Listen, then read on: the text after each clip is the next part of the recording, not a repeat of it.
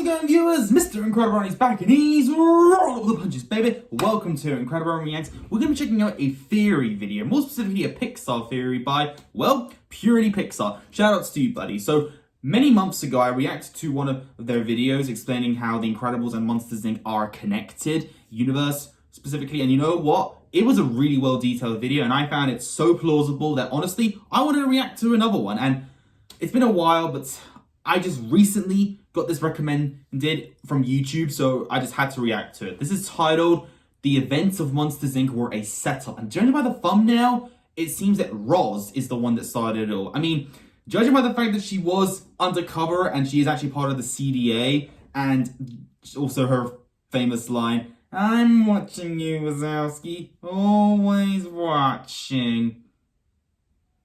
Purely Pixar. You didn't file your paperwork last night. No, I'm just joking. You actually filled it all out. I'm proud of you. But if there's any other theory video by Purely Pixar or any other theories you want me to check out, comment down below because I'm interested to see them. So let's check this out. 1, 2, 3. React. What if I told you that Monsters, Inc. has a plot more complex than it seems, and that everything Mike and Sully go through in this movie is a result of what is going on behind the scenes? The plot thickens? I'm interested. Agenda that can only be pieced together by carefully considering what she says in the movie and clues throughout the Monsters at Work Disney Plus show. Hello and welcome to another Pixar video. If Pixar I did watch that show. Season 2 is good. Check out my channel. Anyway, let's get into the video. In the beginning of Monsters, Inc., it's made clear that there's an energy crisis going on, and it appears that everyone in Monstropolis is very well aware of the situation, with it being on everything from TV to newspapers. Absolutely. Something strange, however, is that Warner News claims to have everything under control despite what the media is saying. Monsters, Inc. is failing. Not by coincidence. There's a spy working within the factory with the goal of bringing down the company, and it is none other than Roz. Roz isn't just an office lady. She's the head of the CDA, or a child detection agency, a government agency whose job is to make sure that humans don't make their way into the monster world and to decontaminate anything that might carry human disease. On top of that, she's also a Merc official. If you've never heard of Merc, it's probably because it's only mentioned once. And that is in the final episode of Monsters at Work, the Disney Plus show from 2021, which is supposed to get a second season this year. Merc stands for Monstropolis Energy Regulatory Commission. They are in charge of the energy in Monstropolis. Monsters, Inc. isn't the only energy factory there is. They have a rival company called FearCo, which is mentioned in this episode as well. FearCo? Oh, like FearTech from Monsters University. This company has been referenced. In the beginning of Monsters University, when scarer Frank McKay is telling Mike that Monsters University is the best scaring school, and another scarer argues that FearTech is better.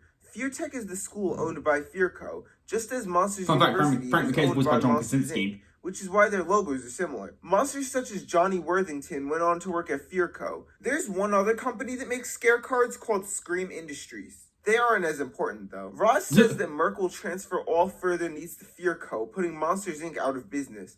Merc ignores the fact that Laugh Power is 10 times more powerful than Scream and claims it's unreliable. It seems clear that FearCo has been bought out by the government, which is where I get to my theory. The events that take place in Monsters, Inc. are no coincidence. They are a result of the CDA and Merc and their plan to shut down Monsters, Inc. in favor of FearCo. Roz, as the leader of the CDA, is undercover at Monsters, Inc. to expose the company and put them out of business. With the public already losing faith in Monsters, Inc. due to the supposed Scream crisis, this is the perfect time to put an end to them once and for all. So what better way than staging a human child escaping into the monster world? Randall isn't the reason that Boo got out, it's because of the CDA. And it's no coincidence that they were there earlier that same day. It makes no sense that Randall would risk his entire career just to get a few extra points on the scoreboard. There's a reason why he looks confused when he sees the door left out. It wasn't him that left it out, and he wasn't cheating. You can see when Randall enters the scare floor, he is hauling Scream canisters. He could just be helping out his partner Fungus by putting away some Scream cans, the same thing that Sully is doing by filing Mike's paperwork for him. Or he's possibly using these Scream cans for the screaming. Possible, but in the movie he accidentally kidnaps Mike Wazowski and he puts him in a little box and then he actually puts him in a screen canister like container thing. So that is kind of a thing. But there is a reason that CDA could have planned it all, because they did actually have I don't know, like they can control the doors, right? The CDA are responsible for the doors, aren't they? I think. Like, who actually invented the doors? Like, if this was all set up, how did they control the doors? You know, that's an interesting question. But I see where you're getting at. Continue. Okay, continue, please. Either way, he's not cheating. He laughs at these accusations multiple times in the movie, and he only entered the room to see if anyone was scaring in there. The same reason Sully went in there. The door was actually put there by Roz, whose office is conveniently on the same scare floor. When she confronts Mike about his paperwork, she's leaving the building and most likely leaving it to the CDA agents to take care of the rest. Since they were there earlier that day, a few could have stayed behind to stage a child getting out. This plan majorly backfired, however, when Sully ends up in possession of the child. The CDA then spends the entire movie looking for the child, not because of safety reasons, but because this entire situation was their fault. So, to give Monsters Inc. bad publicity, the CDA caused panic by exaggerating the issue. These people on the news are clearly lying by saying that they saw the kid fly and use laser vision when we can clearly see that the kid was in the possession of Sully. The doctor on the news is named Dr. Frazenberger. His take on the situation is this. It is my professional opinion that now is the time to panic. Exactly what the CDA wants. Panic. Fast forward to the end of the movie, the CDA appear to be working with Waternoose. Little does Waternoose know that the CDA actually set him up to be arrested. Without Waternoose, the CDA believed that Monsters Inc. would fall apart and they would be able to transfer the city to relying on FearCo. From this point on, the timeline isn't as simple as you might think. Monsters at Work isn't exactly a sequel to Monsters Inc. It actually takes place in between the time period of Waternoose's arrest and the epilogue of the movie, with the final scene of Monsters Inc. being directly recreated in the show and then shifting to a different perspective. Based on Sully's clipboard, it can be assumed that this is taking place a year after Waternoose's arrest. And as shown in Monsters at Work, this first year with Sully being the CEO wasn't easy. Merck is now even more determined to shut down the factory because of one thing: laugh power.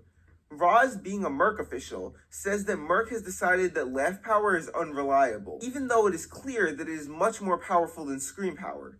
Laugh power is a threat to the industry. It creates a simple supply and demand issue. More scream means that the price of energy goes down, which means less money for the CEOs of both FearCo and Scream Industries. Not only that, they would most likely go out of business, which is why Roz is now even more intent on shutting down the factory. In this scene, Sully explains how Boo was the reason that he switched the company to laugh power. Interesting. He decides to put morals over money.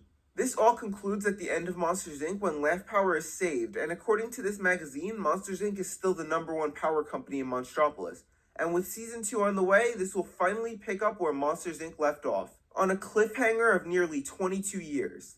Anyway, let me know what you think in the comments, and while you're at it, why don't you go check out my video about how Elemental will fit into the Pixar theory. Thank you for watching, and bye! Okay.